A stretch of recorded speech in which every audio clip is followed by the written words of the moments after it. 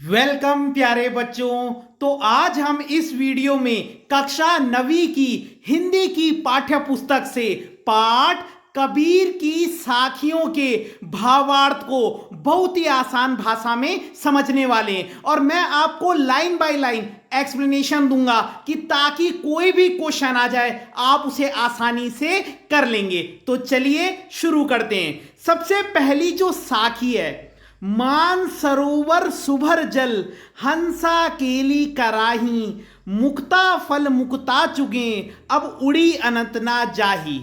मान सरोवर सुभर जल हंसा केली कराही, मुक्ता फल मुक्ता चुगे अब उड़ी अनंत ना जाही। तो देखिए इसमें कबीरदास जी क्या कह रहे हैं, मैं आपको बहुत ही आसान भाषा में बताने वाला हूं, आपको यह अभी के अभी याद भी हो जाएगा। देखिए कवि कहना चाहता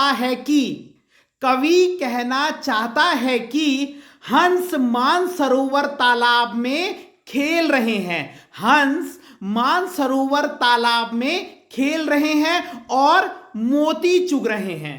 हंस मानसरोवर तालाब में खेल रहे हैं और मोती चुग रहे हैं। अब वे इस तालाब को छोड़कर और कहीं नहीं जाना चाहते।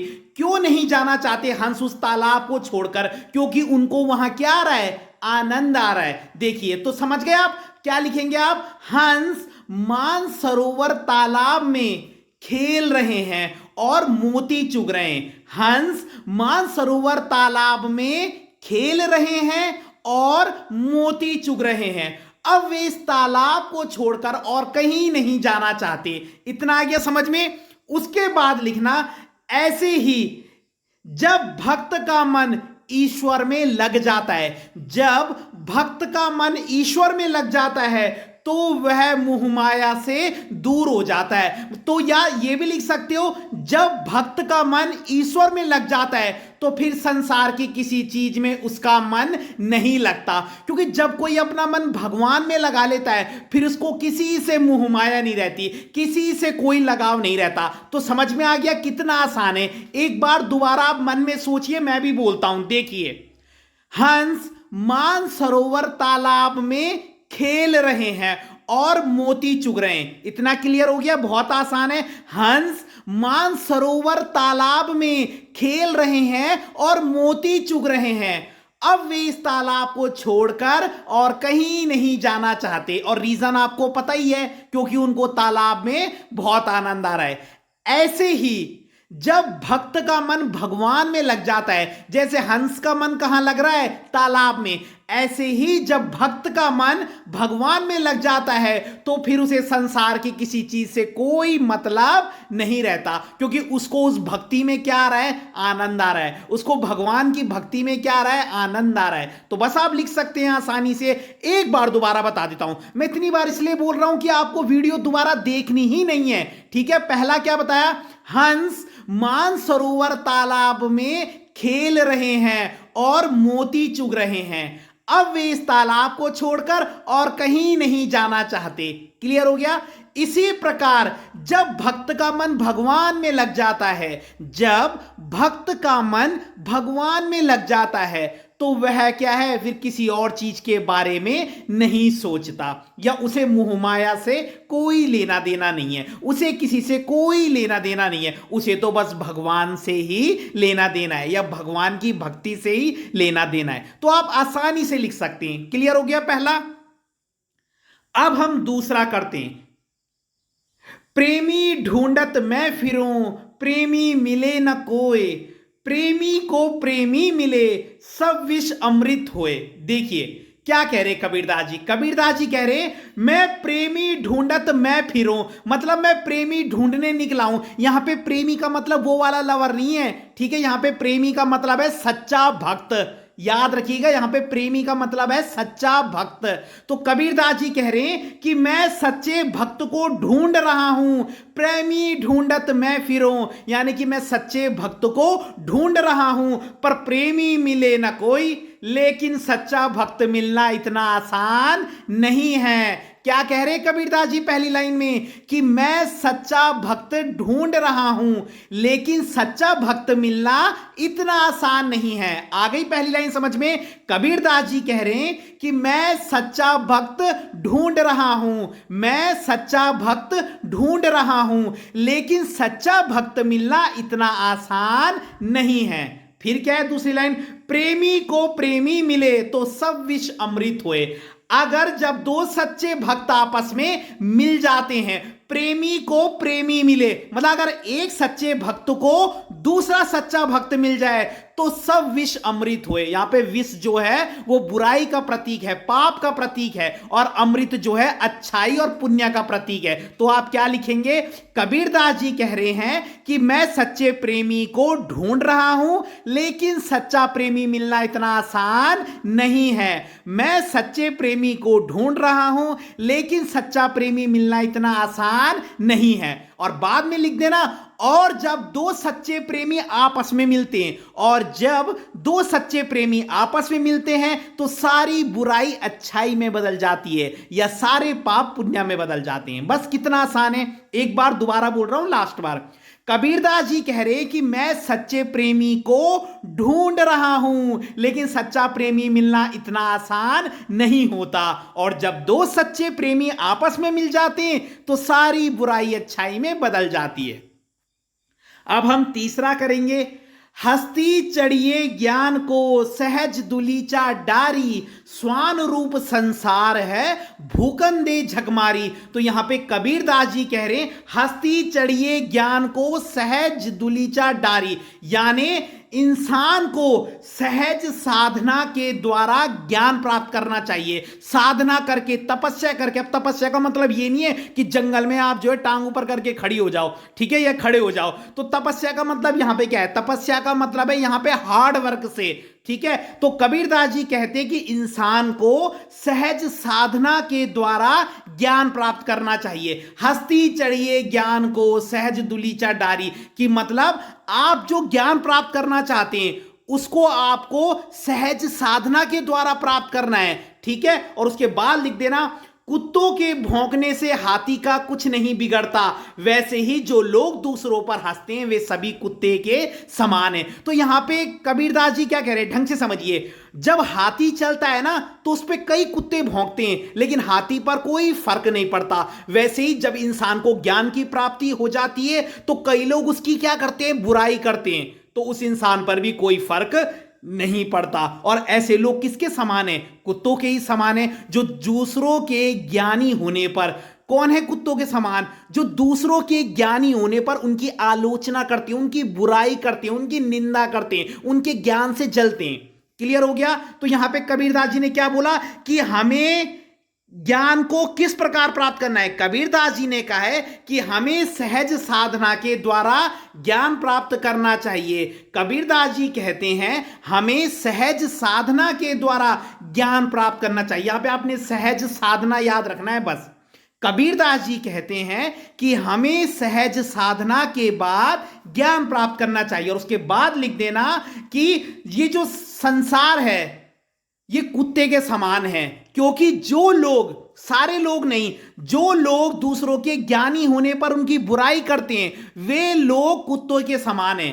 क्लियर हो गई बात? जो लोग दूसरों के ज्ञानी होने पर उनकी बुराई करते हैं वे लोग कुत्ते के समान हैं, क्योंकि जब हाथी चलता है तो कुत्ते केवल भौंकते हैं, लेकिन हाथी को कोई फर्क नहीं पड़ता, वो आगे बढ़ता जाता है। क्लियर हो गई बात? तो ये भी आप आसानी से लिख देंगे। अब हम चौथा करेंगे। पखा पखी के कारणे सब जग रहा भुलान। यहां पे पखा पखी का मतलब है डिबेट, वाद विवाद करना। पखा पखी के कारणे सब जग रहा भुलान, निरपक होई के हरि भजे सोई संत सुजानी। तो बहुत आसान है। कबीरदास जी कहते हैं कि पक्ष विपक्ष और भेदभाव में पड़कर लोग ईश्वर के सच्चे स्वरूप को भूलते जा रहे हैं। देखिए, हिंदू कह रहा है राम राम राम, है ना, भगवान भगवान भगवान, मुस्लिम कह रहे हैं खुदा खुदा खुदा। तो लोगों को लग रहा है कि ये अलग अलग हैं, जबकि ये तो एक ही हैं। तो कहने का मतलब क्या है? कबीरदास जी कह रहे हैं कि पक्ष विपक्ष और भेदभाव में पड़कर पक्ष विपक्ष और भेदभाव में पड़कर लोग ईश्वर के सच्चे स्वरूप को भूलते जा रहे हैं कि सच्चाई में ईश्वर क्या है। ईश्वर एक ही है, बस उसके नाम अलग हैं। तो कबीरदास जी कहते हैं कि पक्ष विपक्ष इसको कहते हैं डिबेट। पक्ष विपक्ष और भेदभाव में पड़कर लोग ईश्वर के सच्चे स्वरूप को भूलते जा रहे हैं या सच्चे भगवान को भूलते जा रहे हैं। और उसके बाद है दूसरी लाइन में, एक सच्चा संत वही है जो बिना भेदभाव के ईश्वर की पूजा करता है। निरपक होई के हरि भजे, निरपक माने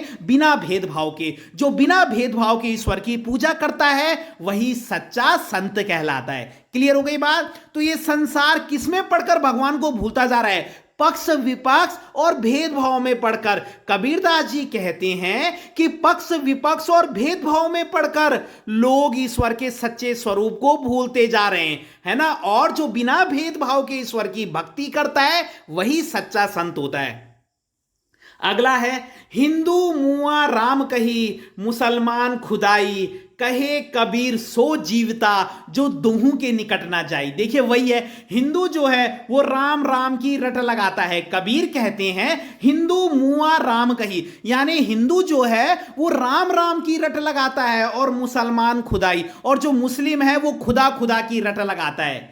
कहे कबीर सो जीवता जो दोहू के निकट ना जाई। कबीरदास जी कह रहे भैया मेरे लिए तो वही इंसान जिंदा है, मैं तो उसी इंसान को जीवित समझता हूं जो दोहू के निकट ना जाए, यानी कि जो दोनों में भेदभाव नहीं करता। क्लियर हो गई बात? तो कबीर कहते हैं कि हिंदू राम राम की रट लगाता है और मुस्लिम खुदा खुदा की रट लगाता है, लेकिन मेरे लिए तो वही इंसान जीवित है जो ईश्वर में भेदभाव नहीं करता। बस कितना आसान है, हिंदू मुआ राम कही, मुसलमान खुदाई, यानी कि हिंदू राम राम की रट लगाता है और मुस्लिम खुदा खुदा की रट लगाता है। लेकिन कबीर कह रहे मेरे लिए भैया वही जीवित है जो बिना भेदभाव के ईश्वर की पूजा करता है या भेदभाव नहीं करता। अगला देखेंगे, काबा फिरी काशी भया, राम ही भया रहीम, मोट चून मैदा भया, बैठी कबीरा जीम। अब यहां पे कबीरदास जी क्या कह रहे हैं? बहुत आसान है। कबीरदास जी कहते हैं कि जब मेरे अंदर भेदभाव समाप्त हो गया, मतलब जब मैंने भेदभाव करना छोड़ दिया, तो मेरे लिए काबा और काशी एक हो गए। काबा मुस्लिम लोगों का तीर्थ स्थल है और काशी हिंदू लोगों का, ठीक है। तो कबीरदास जी क्या कह रहे हैं? जब मतलब क्या है, जब मेरे अंदर क्या है भेदभाव समाप्त हो गया तो मेरे लिए काबा काशी हो गया और राम रहीम हो गया। राम हिंदू लोगों के, रहीम मुस्लिम लोगों के। तो समझ रहे हो मतलब जब इंसान के अंदर क्या हो जाता है, भेदभाव समाप्त हो जाता है, ऐसी भावना समाप्त हो जाती है, तो राम रहीम को वो एक ही मान लेता है, काबा काशी को वो एक ही मान लेता है, वो कोई भेदभाव नहीं करता। तो कबीरदास जी कह रहे हैं कि जब मेरे अंदर भेदभाव खत्म हो गया, समाप्त हो गया, तो मेरे लिए, जब मेरे अंदर भेदभाव समाप्त हो गया तो मेरे लिए काबा और काशी एक हो गए, राम और रहीम एक हो गए, और अब मैं आराम से भगवान की भक्ति कर रहा हूं। कितना आसान है, काबा फिरी काशी भया, राम ही भया रहीम। और ये कब होगा? जब इंसान के अंदर भेदभाव खत्म हो जाएगा। कबीरदास जी कह रहे जब मेरे अंदर भेदभाव समाप्त हो गया तो मेरे लिए काबा और काशी एक हो गए, राम और रहीम एक हो गए, और अब मैं आसानी से भक्ति कर रहा हूं। अगला देखते हैं, ऊंचे कुल का जन्मिया, जे करनी ऊंच न होई, सुबरन कलश सुरा भरा, साधु निंदा सोई। अब यहां पे बताया गया है ऊंचे कुल का जन्मिया, कि ऊंचे परिवार में जन्म लेने से कुछ नहीं होता अगर इंसान के काम ऊंचे नहीं है। समझ रहे हो आप? मतलब अगर आपने बहुत बड़े परिवार में जन्म लिया है और आपके कर्म अच्छे नहीं है तो कोई फायदा नहीं है। इंसान अपने कर्मों से जाना जाता है, यहां पे ये बताया गया है। देखिए कबीर कहते हैं कि ऊंचे कुल में जन्म लेने से कोई बड़ा नहीं हो जाता, इंसान अपने कर्मों से बड़ा होता है। तो ये तो आप लिख ही सकते हैं, ऊंचे कुल का जन्मिया, जे करनी ऊंची ना होए। कबीरदास जी कहते हैं कि ऊंचे कुल में जन्म लेने से कुछ नहीं होता अगर उस इंसान के कर्म ही अच्छे नहीं है। और दूसरी लाइन है, सुबरन कलश सुरा भरा। सुबरन माने सोने का कलश, सुरा माने मदिरा से भरा हुआ, साधु निंदा सोई। यानी अगर आप अगर किसी साधु को सोने के कलश में भी मदिरा दे दी जाए तो वह उसकी निंदा ही करता है। अगर तुम किसी साधु को क्या है सोने के बिल्कुल गिलास में अंदर मदिरा भर के दे दोगे तो वो उसकी भी निंदा ही करेगा। बाहर से अच्छा होने से कुछ नहीं होता, बाहर तो तुमने सोने का गिलास रखा है और अंदर उसके गलत चीज रखी है तो साधु तो उसकी बुराई करेगा। तो वही बात है कि ऊंचे कुल में जन्म लेने से कोई अच्छा नहीं हो जाता, इंसान के कर्म अच्छे होने चाहिए। समझ गए आप? तो एक बार दोबारा बोलते हैं। कबीर कहते हैं कि ऊंचे कुल में जन्म लेने से कोई बड़ा आदमी नहीं बन जाता, इंसान अपने कर्मों से बड़ा होता है। इतना समझ में आ गया? और उसके बाद लिख देना, अगर किसी साधु को सोने के कलश में मदिरा दी जाए, अगर किसी साधु को सोने के कलश में भी मदिरा दी जाए तो वह उसकी निंदा ही करते, वह उसकी बुराई करते हैं। क्लियर हो गई बात? तो अगर आपको वीडियो पसंद आई हो तो लाइक कीजिएगा, कमेंट कीजिएगा और अपने चैनल को सब्सक्राइब जरूर कीजिएगा। धन्यवाद।